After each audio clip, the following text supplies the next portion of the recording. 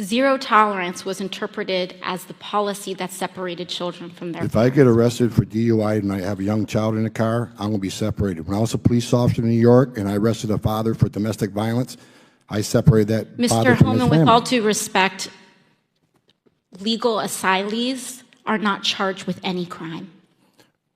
When you're in the country illegally, it's violation 8 United States Code 1325. Seeking asylum is legal. If you want to seek asylum and go through the port of entry, do it the legal way. The Attorney General of the United States has made that clear. Thank you, Mr. Chair. Earlier, my colleague from Maryland, Mr. Raskin, asked the panel how many people here believe that child separation is an effective policy in deterrence. And no one on the panel raised their hand. Hey everyone, welcome back to the channel. Today, I'm diving into the heated showdown between Trump's former border czar and Alexandria Ocasio-Cortez over the controversial family separation policy. Things got intense, and trust me, you don't want to miss what happened next. Was the family separation policy a necessary measure or a violation of human rights? I'm breaking down the facts, exposing the truth, and revealing what the mainstream media won't tell you. I just wanted to note that for the record, Mr. Chair. I wanted to ask a question from Professor Mukherjee. Is the United States violating or violated human rights agreements set by the United Nations in a family separation policy?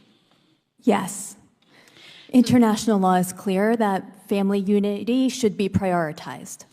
So we, as members of the United Nations, signed on into an international human rights agreement saying very clearly that family separation is a violation of international human rights, and then we pursued a policy that violates human rights. You know, Mr. Chair, I was looking, how did we get to this point? How did we get to this point where we take children out of mothers' and fathers' arms? And, you know, it dated back, family separation in the way that we have seen it, where we take children away from their parents without due process, began last year under Secretary Kirstjen Nielsen, but I had to dig further. Let's get started. In 2018, a memo surfaced recommending the prosecution of all adults crossing the border illegally, even if they came with their families. This zero-tolerance policy led to thousands of children being separated from their parents, and guess who signed off on it? Trump's former border czar, Tom Homan. Homan admits he signed the memo, but denies being its author. He argues that separating children from parents happens all the time when a U.S. citizen is arrested. Alexandria Ocasio-Cortez didn't hold back. She pointed out a critical fact. Seeking asylum is legal under U.S. and international law. According to her, the administration treated legal asylum seekers the same as illegal border crossers, and that's where the human rights violations come into play. She even presented a memo in Congress as evidence that family separation was an official recommendation. So, is she right? Reports surfaced about inhumane conditions inside detention centers. Some women even suffered miscarriages, yet there's no official record of these cases. When questioned, the Inspector General couldn't confirm if there's a full record of who enters or leaves these facilities. Let me ask you, shouldn't there be a better system in place for tracking vulnerable people? Drop a comment below and tell me what you think.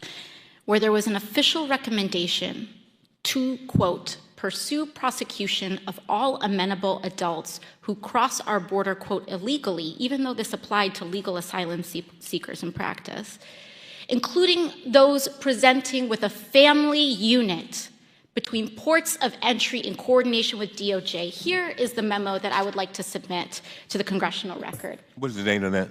It is the memorandum for the Secretary from Homeland Security. Date. April 23rd, 2018, subject increasing prosecutions of immigration violations. Without objection. And so I looked at this memo, and it seems like this is the source of it. And it seems as though, Mr. Homan, that you are the author. It says here from yourself, Kevin Michalinen, and Francis Cisna. Is this correct? Did you sign the memo? I'd have to see what you... I'd be happy to provide it. Homan directly blamed Congress, especially Democrats, for refusing to change immigration laws. According to him, statements like abolish ICE and sanctuary cities only encourage illegal immigration. He argues that stronger border enforcement, including a wall, would prevent these tragedies. But here's the thing, this debate isn't just about laws, it's about people's lives. And when politicians point fingers instead of finding solutions, real families pay the price. So who's right? Is the family separation policy a necessary deterrent or a human rights disaster? One thing's for sure, this debate isn't going away anytime soon. If you found this video informative, give it a thumbs up, and don't forget to subscribe for more deep dives like this. Thanks for watching, and until next time, stay informed, stay curious, and I'll see you in the next video.